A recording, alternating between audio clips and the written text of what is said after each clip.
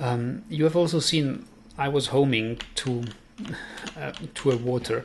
That's very important. If you start to burn, you don't have time for much more than typing home, and there you want to land in water to extinguish the fire on you.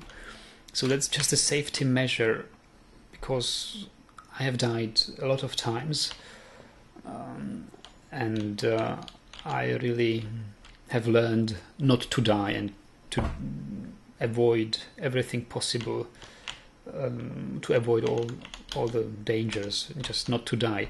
So let me present you how I feel best and safest and most effective when mining for diamonds and all the precious stuff.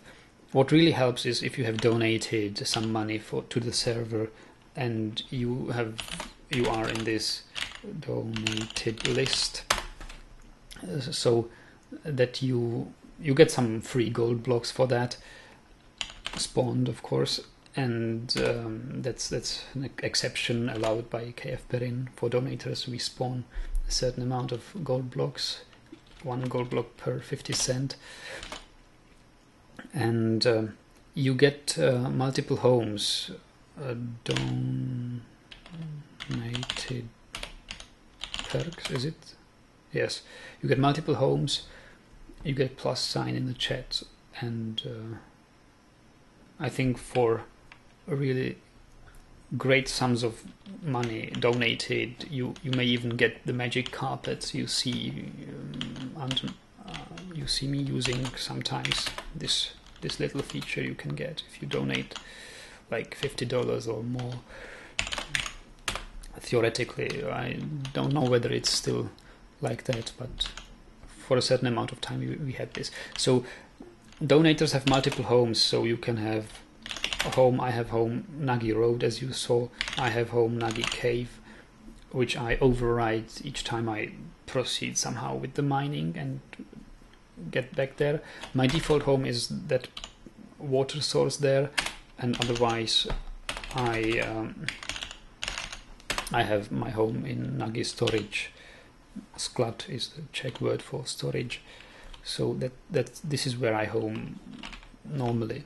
But if in danger, I just type home and land here in water. So most effective I feel when I have an inventory like this, about 4 stone picks. Now this is going to die soon, so I have a 4th prepared, 1 or 2 shovels, because sometimes I want to clear some gravel to uncover possible other resources. About 2 stacks of arrows, 2 stacks of torches, 1 bucket of water. It's very important when mining. So, a sword, preferably diamond sword, and of course a bow, and then some food, either 3 mushroom stews, or I think I've used also 3 or 4 cooked pork chops earlier when I haven't had that many mushrooms, but I have bought mushrooms stack-wise from Grodnod to make soups, so I'm pretty fine with using soups now. And everything in this hotkey row is important, except, and these cobblestones are just for building stairs and bridges over things in caves.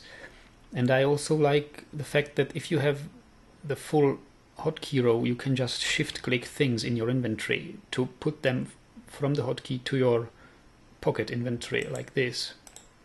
So if I use 1 soup, I just click it away, and the empty pot away, and click another soup inside. Or if I lose a pick and use it up, I just shift click on a pick, and it jumps into that 1 free slot which will become free when something is used up.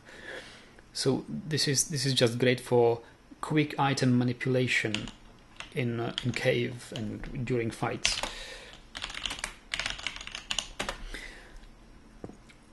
I'm trying to keep 2 general directions, and I've arbitrarily decided to go with into the negative x and negative z direction. So currently this mining shaft is in the negative z direction. I sometimes just take a turn and go in the negative x direction, and this is it.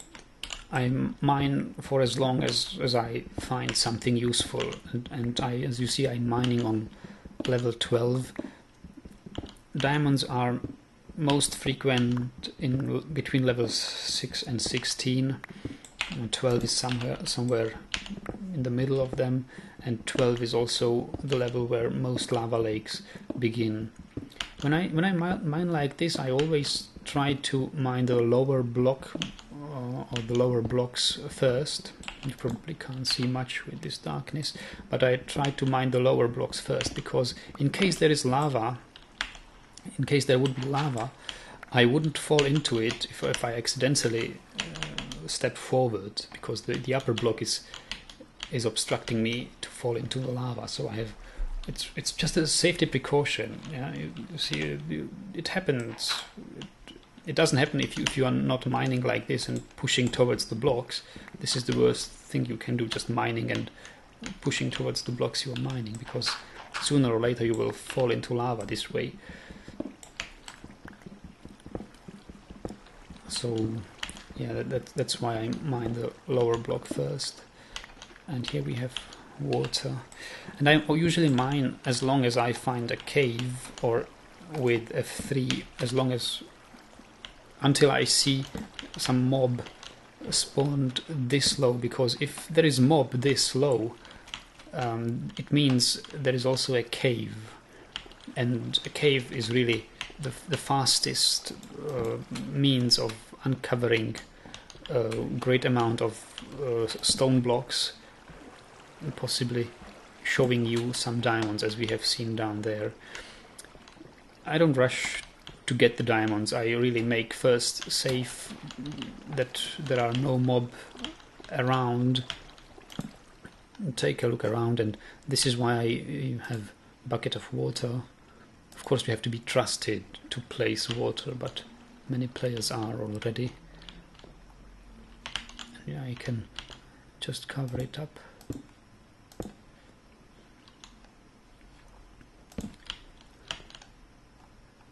And just have a look over there whether there are no more diamonds left. Yeah. I had little luck mining through these lava lakes. If there is a lava lake with a second layer covered with only one air block above the lava, and the second block being stone, like this layer of stone, I had almost no luck uncovering this layer of stone, and that they would hide any diamonds. It happened so rarely that I no longer do it.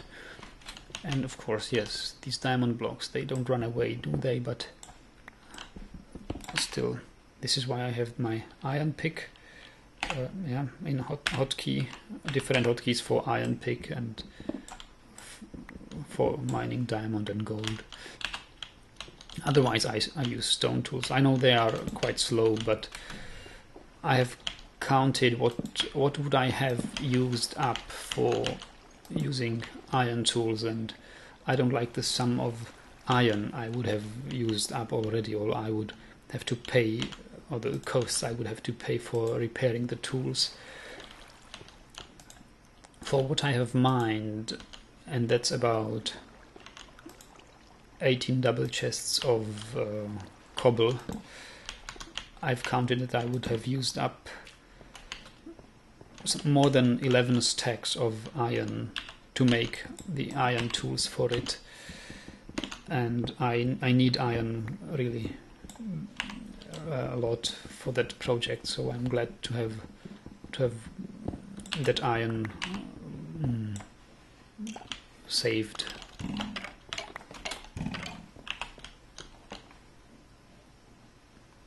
Where was it? That was from above, wasn't it? Or from here, I don't really know.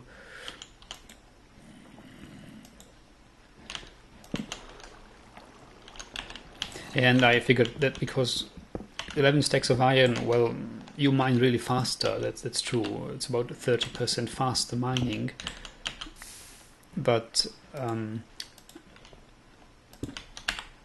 it's well, it's 11 stacks, and you need time to find them first. So I think that time which I would save by mining faster, I would spend on finding the additional iron I need, or earning the money I would spend for buying them or repairing them.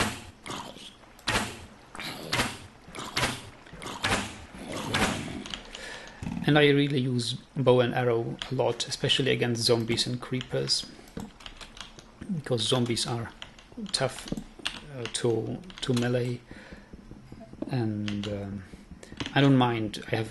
I've used probably well, I don't count the stacks of arrows, and I'm using up. But since I mine gravel as well, I really have all the flintstone I need. Zombies give me feathers, and from time to time I just make a chicken hunt or something so that I get the feathers I need. So it's really easy to craft. And that's about it. I just explore these caves I find. I explore them up to the level 20, sometimes 30, and see what see what resources they have. In the upper levels I usually find gold and lapis, and below 16 I of course most frequent iron, coal and diamonds. And I really like to mine for coal in levels below 16, because as you have seen now, they sometimes uncover precious stuff, like this coal cluster has uncovered me further diamonds. So I really mine also for such boring stuff like coal and iron. I see many people who are looting caves, they just loot for gold or lapis, diamonds, and leave all the iron behind. If they don't need it, okay, but I can use all of it, either in Miner's Pride or in any later project. And I'm somewhat troubled. These waterfalls are troublesome at times, so I often just swim up and replace the source block of water with a torch.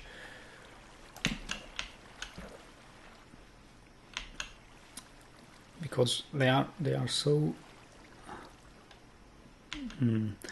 I think it became much slower. The movement inside this water stream became much slower than in the earlier versions, and it's almost impossible to maneuver there when you are fighting enemies.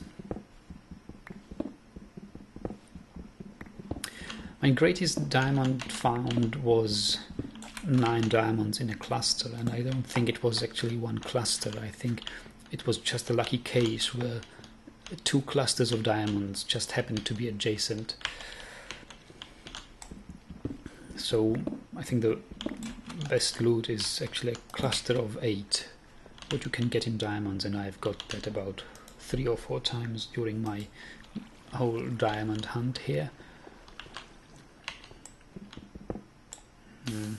Now this is a bit tricky. Of course I would lose that iron blocks as I've lost them before, but there's a nice trick. You can place the water not above this lava, but replace this lava block with the water block, and it has turned the surrounding blocks into obsidian. So this is what I use to mine blocks in a configuration like this. Yes, and after I have explored this cave, I will try to mine down to level 12. Oh look, or just find a wall and see where is the negative X or negative Z direction, and go there and mine there another shaft until I see a mob spawned somewhere near and as low as level 12 or 16. So that's how I find these caves. And it's about 50-50. It's like 50%. No, maybe even more. It's like when I guess maybe 80% of the diamonds. I think it's a realistic guess.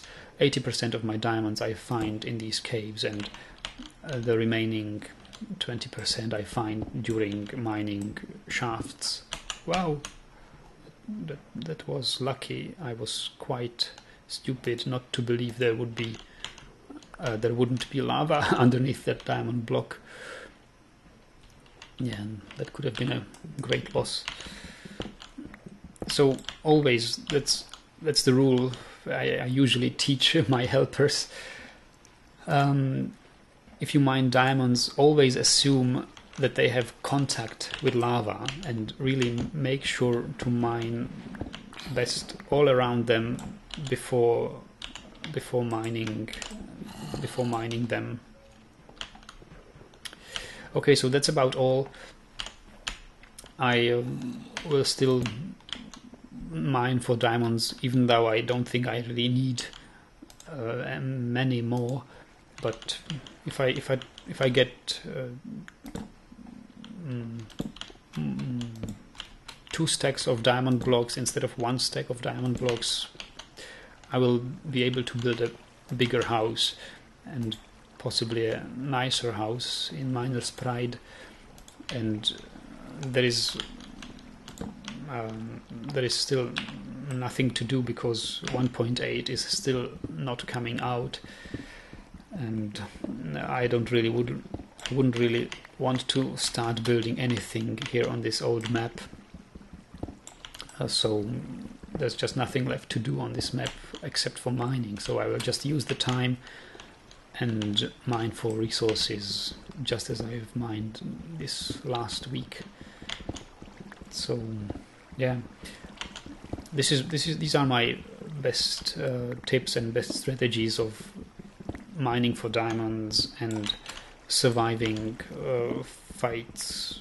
Just all these safety precautions I have talked about, and this inventory configuration has really proved very useful for me, at least.